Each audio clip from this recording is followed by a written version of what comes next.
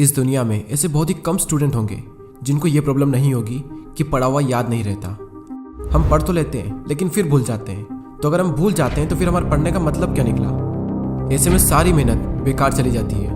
वैसे पहले मैं आपको बता दूं कि अगर आप पढ़ा हुआ याद नहीं रख पाते हैं तो इसका मतलब ये बिल्कुल भी नहीं है कि आपका दिमाग कमज़ोर है। सोचो अगर आपका दिमाग हर चीज़ को याद रखने लग जाए तो एक दिन में हमारे साथ में कितनी चीज़ें होती है। दिमाग का कचरा हो जाएगा अगर दिमाग सारी बातों को याद रखने लग जाए तो। वैसे हमारा मेन टॉपिक है कि हम पढ़ा हुआ याद कैसे रखें। अगर इस प्रॉब्लम का सोल्यूशन निकल गया तो आपका टाइम भी बचेगा और आपको रिजल्ट भी बहुत ज़्यादा मिलेगा।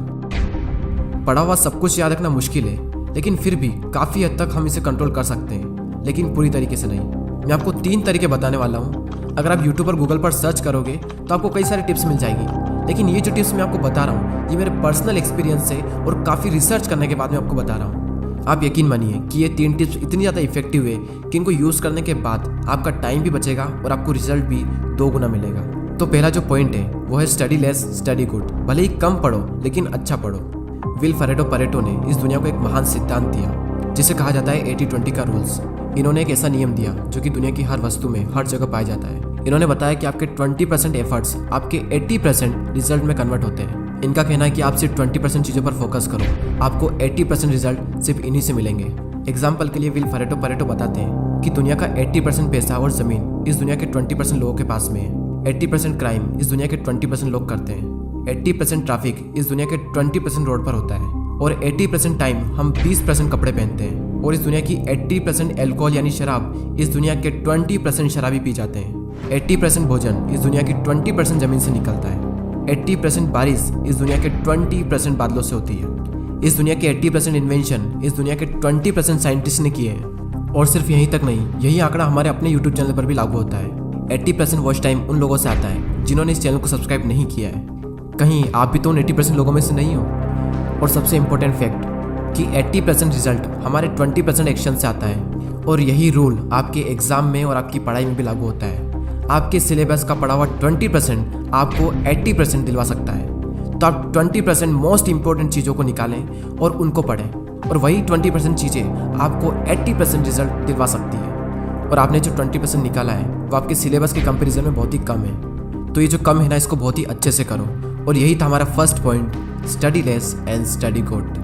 दोस्तों, मैंने भी कई बार ये गलती की है कि जितना पढ़ना होता है उससे हम कई गुना ज़्यादा पढ़ते हैं, और इसका रिजल्ट ये होता है कि हमें जो याद रखना चाहिए वो भी हम भूल जाते हैं। एग्जाम में अब वैसे भी ज़्यादा दिन नहीं बचे, तो आप इस रूल को यूज़ करके काफ़ी अच्छा रिजल्ट पा सकते हैं। अब नेक्स्ट जो पॉइंट है वो है स्टडी इन मॉर्निंग। और ये जो पॉइंट है ना, ये मेरा फेवरेट पॉइंट है, क्योंकि मैंने अपनी लाइफ की ज़्यादातर पढ़ाई सुबह ही की है। एक तरफ एक स्टूडेंट है जो सुबह जल्दी उठकर 2 घंटे पढ़ाई कर रहा है, और वहीं दूसरी ओर एक और स्टूडेंट है जो दिन में 4 घंटे पढ़ाई कर रहा है। तो ये जो पहला वाला स्टूडेंट है ये ज़्यादा आउटकम दे पाएगा दूसरे वाले के मुकाबले। सुबह जल्दी उठकर पढ़ने के 2 सबसे बड़े बेनिफिट होते हैं। सुबह के टाइम हमारी कंसंट्रेशन सबसे पीक स्टेट पर होती है, और सुबह के टाइम पे जो कंसंट्रेशन होती है शायद ही पूरे दिन में आपको वो कंसंट्रेशन मिल पाएगी। और सेकंड बेनिफिट ये है सुबह जल्दी उठने का कि सुबह कोई भी डिस्टर्ब करने वाला नहीं होता है। एनवायरनमेंट में एक अलग ही साइलेंस होता है, और उस साइलेंस में कुछ नया सीखने का मजा ही कुछ और होता है। आप सुबह जल्दी उठकर 3 घंटा पढ़िए, और उसके बाद में पूरे दिन अगर आप सिर्फ मुश्किल से आधा से 1 घंटा भी पढ़ते हैं तो बहुत है आपके लिए। कहने को तो लोग 8-10 घंटे पढ़ते हैं, लेकिन जो 2-3 घंटे की मेन पढ़ाई जो होती है कॉन्सेंट्रेशन के साथ में, वही सबसे मेन चीज़ होती है। बाकी सब दिखावा है। हमारे देश के प्राइम मिनिस्टर मोदी जी ने भी सुबह जल्दी उठकर पढ़ने को कहा है। एक रीजनेबली सुबह सूर्योदय के पहले अगर तैयार हो करके पढ़ना शुरू करते हैं तो पूरी तरह आप बिल्कुल मन से एकदम तंदुरुस्त होते हैं। जैसे बारिश के बाद आसमान कैसा साफ नजर आता है। सुबह बहुत ही उत्तम कालखंड होता है, फ्रेश होते हैं, थकान नहीं होती है, और अध्ययन से ही शुरू करते हैं तो ज़्यादा अच्छा रहता है। और ना सिर्फ मोदी जी ने बल्कि हमारे शास्त्रों में, आयुर्वेदा में भी यही बात कही गई है कि सुबह के टाइम हमारा ब्रेन सबसे ज़्यादा एक्टिव होता है, और उस टाइम जो भी हम अपने ब्रेन में डालेंगे वो दिमाग में छप सा जाएगा। सो ये था second point, study in morning. अब जो लास्ट जो पॉइंट है वो बहुत ही ज़्यादा इंपॉर्टेंट पॉइंट है, और ये पॉइंट आप सबको ऑलरेडी पता है, लेकिन हर कोई इस पॉइंट को बहुत ही इग्नोर करता है। और वो पॉइंट है पढ़ाई के बीच में रेस्ट लेना। कुछ लोग होते हैं जो रेस्ट ही नहीं लेते हैं, और कुछ लोग ऐसे होते हैं जो बहुत लंबा रेस्ट लेते हैं, और इस बीच में कुछ लोग ऐसे होते हैं जिनकी पूरी ज़िंदगी रेस्ट लेने में निकल जाती है, और एंड में वो खुद रेस्ट इन पीस हो जाते हैं। पढ़ाई के बीच में कितना रेस्ट लेना चाहिए ये मैं आपको नहीं बताने वाला, ये आप खुद तय करें अपने अकॉर्डिंग। आपको फिर से एनर्जी प्रोड्यूस करने के लिए कितना टाइम चाहिए ये आपको आपके अलावा कोई नहीं बता सकता। जितनी इंपॉर्टेंस हम अपनी पढ़ाई को देते हैं उतनी ही ज़्यादा इंपॉर्टेंस हमें रेस्ट को भी देनी चाहिए, क्योंकि रेस्ट ही वो चीज़ है जिसकी वजह से हम पढ़ पा रहे हैं। हम एक दिन में जागते भी हैं और सोते भी हैं। तो उसी तरीके से अगर आप काम कर रहे हैं तो काम के बीच में रेस्ट लेना भी बहुत ज़रूरी है। और हाँ, ये गलती बिल्कुल मत करना कि अगर आपका एक बार पढ़ाई में मन लग गया तो लगातार बढ़े जा रहे हैं, लेकिन बाद में एक टाइम ऐसा आएगा जब आपका बिल्कुल भी मन नहीं लगेगा रेस्ट लेने के बाद भी। जब एक बार पढ़ाई में मन लग जाता है तो हम इतना पढ़ते हैं कि हम अपने दिमाग को ही पूरी तरीके से थका देते हैं और हालत ऐसी हो जाती है कि फिर से पढ़ने का मन ही नहीं करता। आपने पढ़ना शुरू किया, आपका मन लगा, अब थोड़ी देर बाद आपको रेस्ट लेना चाहिए, लेकिन आपको लगता है कि मैं भी और पढ़ सकता हूँ, तो उस फीलिंग को बनाए रखें और रेस्ट लें और फिर दोबारा उसी फीलिंग के साथ में अपनी पढ़ाई शुरू कर दें। अगर आप चाहें तो आप पोमोडोरो टेक्निक का यूज़ भी कर सकते हैं। पोमोडोरो एक बहुत ही सिंपल टेक्निक है। आपको जो भी काम करना है उस काम को आपको 25-25 मिनट के 4 ब्लॉक्स में डिवाइड करना है और हर 25 मिनट के ब्लॉक्स में आपको 5 मिनट का ब्रेक लेना है और 1 घंटा होने के बाद में आपको 15 मिनट का रेस्ट लेना है और फिर से आपको यही सब करना है। और इस टेक्निक का यूज़ करके आप काफ़ी लंबे टाइम तक और काफ़ी अच्छे से स्टडी कर सकते हैं। और ना सिर्फ स्टडी बल्कि आप अपने किसी भी काम में इस टेक्निक को यूज़ कर सकते हैं। और इस टेक्निक को यूज़ करने के लिए प्ले स्टोर पर कई सारी एप्लीकेशन है, आपको जो भी अच्छी लगे वो एप्लीकेशन आप डाउनलोड कर सकते हैं। चलिए अब हम उन तीनों पॉइंट्स को एक साथ देख लेते हैं और ये भी देख लेते हैं कि हमने इस पूरी वीडियो में क्या सीखा। हमारा जो मेन टॉपिक था वो ये था कि पढ़ा हुआ याद कैसे रखें, और उसके सॉल्यूशन के लिए हमने 3 पॉइंट्स देखे, जिसमें से पहला है study less study good, second है स्टडी इन मॉर्निंग और थर्ड है रेस्ट लेना।